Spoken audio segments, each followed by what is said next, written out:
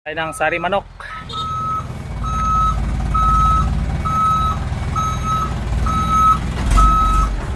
Delivery ng sari manok mga kasenso. Yan, deliver natin sa ating customer. Yan, 50 sakos.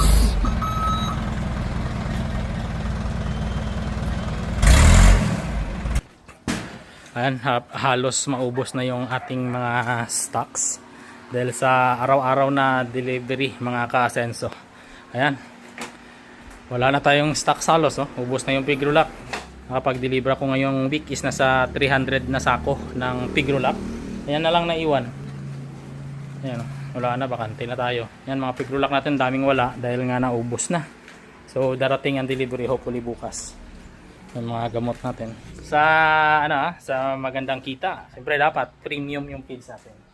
Ayan. Gestating Mama Pro Pigrulac starter mas Pigrulac pinaka Pigrulac. Ayan, grower. Meron tayong yum yum. Ayan po, yum yum.